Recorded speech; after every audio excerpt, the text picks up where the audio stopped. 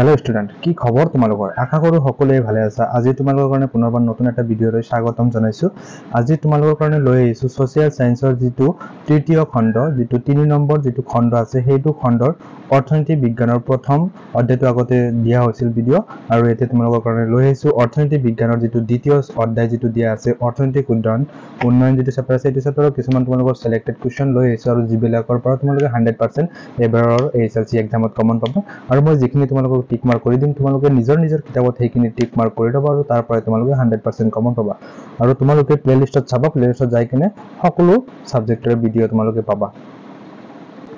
আৰু তোমালোকে যদি মোৰ চেনেলত নতুন আহিছে তেন্তে চেনেলটো সাবস্ক্ৰাইব কৰিবা আৰু বন্ধুবৰ্গৰ মাজত শেয়াৰ কৰিবা আৰু নতুন ভিডিও পাই থাকিবা আৰু ভিডিওটো প্ৰথমৰ পৰা শেষলৈকে চাই থাকিবা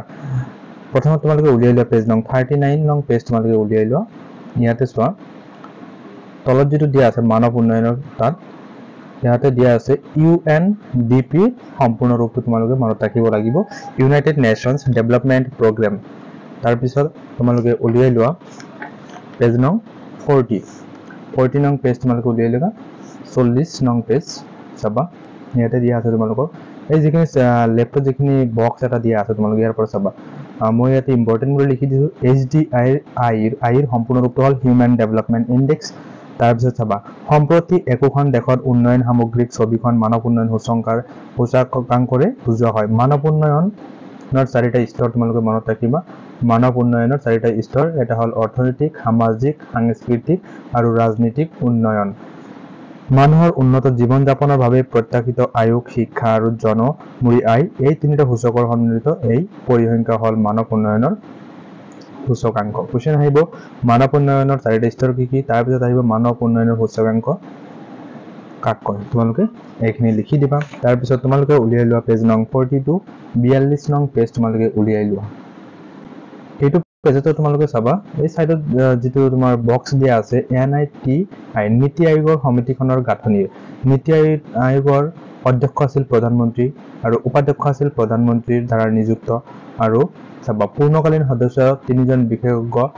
তাৰ পিছত অংশকালীন সদস্য দুজন আছিল তাৰ পিছত পদেন সদস্য সৰ্বোচ্চ 4জন কেন্দ্ৰীয় মন্ত্ৰী তাৰ পিছত মুখ্য কাৰ্য বিষয়া এজন ভাৰতীয় প্ৰশাসনিক বিষয়া নীতি আয়োগৰ সমিতিখনৰ মুখ্য কাৰ্য বিষয়া কোন আছিল তোমালোকে লিখিবা মুখ্য কাৰ্য বিষয়া এজন ভাৰতীয় প্ৰশাসনিক বিষয়া তাৰ পিছত পৰিচালনা পৰিষদ কোন আছিল লিখিবা মুখ্যমন্ত্ৰী সকল আৰু কেন্দ্ৰীয় শাসিত অঞ্চলৰ উপ ৰাজ্যপাল সকল তাৰ পিছত তোমালোকে নীতি আয়োগ যেটো টপিক তোমালোকৰ দিয়া আছে টপিকৰ পৰা টপিক মানে কি ইয়াৰ পৰা তোমালোকৰ MCQ কোৱেশ্চন আহিব চাবা যে নীতি আয়োগৰ সম্পূৰ্ণ ৰূপ লিখা তোমালোকে লিখিবা national institution for transforming India আয়োগ তাৰ পিছত তোমালোকে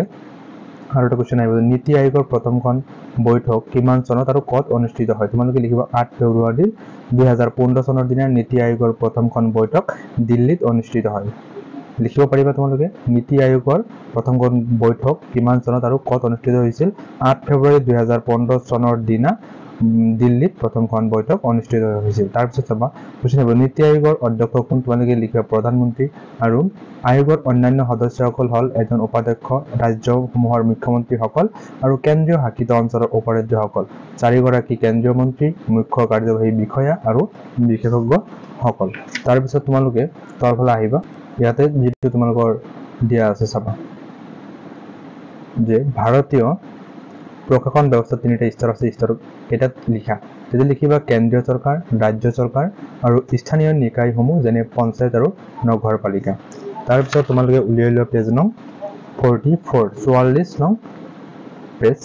ইয়াৰ পৰা তোমালোকৰ এটা লং কোৱেশ্চন এটা তোমালোকৰ পৰীক্ষাত কমন থাকিব আৰু মই কোৱেশ্চনটো ইয়াত লিখি দিছো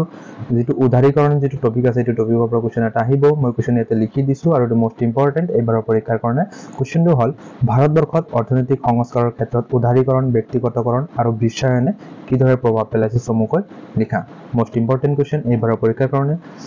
ছাপা তোমালোকে ফাৰ্স্ট আছে উদাৰীকৰণ নেক্সট পেজত তোমালোকে চোৱা দিয়া আছে ব্যক্তিগতকৰণ তাৰ তলত দিয়া আছে তোমালোকৰ গোলকীকৰণ বা বিশ্বায়ন হয় না গোলকীকৰণ বা বিশ্বায়ন কেতিয়াবা বিশ্বায়নৰ ক্ষেত্ৰত গোলকীকৰণ দিব পাৰে তাৰ পিছত তোমালোকে উলিয়াই লোৱা পেজ নং 47 অনুশীলনৰ পৰা তোমালোকে চাবা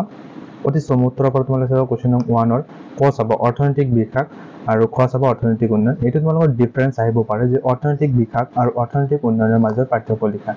তাৰ পিছত তোমালোকে চম উত্তৰৰ প্ৰশ্নৰ পৰা চাবা ইয়াৰ পৰা চাবা তোমালোকে 2 নং যেটো দিয়া আছে এটো চাবা অৰ্থনৈতিক বিকাশ আৰু অৰ্থনৈতিক উন্নয়নৰ দুটা প্ৰধান পাঠ্যক্ৰম লিখা তাৰ পিছত 5 নং তো চাবা ভাৰতবৰ্ষৰ পঞ্চবাৰ্ষিক পৰিকল্পনাৰ তিনিটা মূল লক্ষ্য উল্লেখ কৰা তাৰ পিছত 6 চাবা নীতি আয়োগৰ সদস্যসকল কোন কোন মোস্ট ইম্পৰ্টেন্ট কোৱেশ্চন আৰু তোমালোকে নিজৰ কিতাপত টিক মাৰ্ক কৰি লবা তাৰ পিছত দীঘল উত্তৰৰ প্ৰশ্নৰ পৰা তোমালোকে চাব লাগিব ইয়াৰ পৰা চাবা 7 নং কোৱেশ্চনটো চাবা তোমালোকে ভাৰতবৰ্ষৰ পৰিকল্পিত অৰ্থনৈতিক উন্নয়নৰ প্ৰথম চোৱা 1951-1991 আৰু দ্বিতীয় চোৱা 1991 পৰা বৰ্তমানলৈ মাজত থকা এটা মূল পাঠ্যক্ৰম ব্যাখ্যা কৰা 8 নং কোৱেশ্চন চাবা ভাৰতবৰ্ষত অৰ্থনৈতিক সংস্কাৰ প্ৰৱৰ্তনৰ তিনিটা মূল কাৰণ চমুকৈ ব্যাখ্যা কৰা তাৰ পিছত কোৱেশ্চন নং 9 চাবা অৰ্থনৈতিক সংস্কাৰৰ তিনিটা সুফল উল্লেখ কৰা 10 চাবা অৰ্থনৈতিক সংস্কাৰ প্ৰৱৰ্তনৰ ফলত সৃষ্টি হোৱা দুটা অসুবিধা চমুকৈ ব্যাখ্যা কৰা মৰমৰ ছাত্ৰ-ছাত্ৰীসকল তোমালোকক ক্লাস 10 or এসএলসি এক্সামৰ কৰে গুটেই সোশ্যাল সায়েন্সৰ যিমানখিনি কোৱেশ্চন আছে সকলো চেপ্টাৰৰ পৰা তোমালোকক সিলেক্ট কৰি দিয়া হৈছে আৰু তোমালোকে নিজৰ কিতাপত এখিনি সিলেক্ট কৰি লবা আৰু তোমাৰ পৰীক্ষাৰ বাবে সহজ হৈ পৰিব আৰু মই সিলেক্টেড দিয়া কোৱেশ্চনখিনি পৰা তোমালোকে 100% কমন পাবা আৰু তোমালোকে মোৰ প্লেলিষ্টত যাই কিনে সকলো সাবজেক্টৰ তোমালোকে ভিডিও পাবা তোমালোকে তাৰ পৰা চাই লবা আৰু তোমালোকে যদি মোৰ চেনেলত নতুন আহিছা মোৰ চেনেলটো তোমালোকে সাবস্ক্ৰাইব কৰি সাপোৰ্ট কৰি দিবা আৰু লগতে সাবস্ক্ৰাইব কৰিবা আৰু বন্ধুবৰ্গৰ লগত শেয়াৰ কৰিবা নতুন ভিডিও পাই থাকিবা মৰমৰ ছাত্ৰীসকল Thank you watching the video. Thank you Light of Education.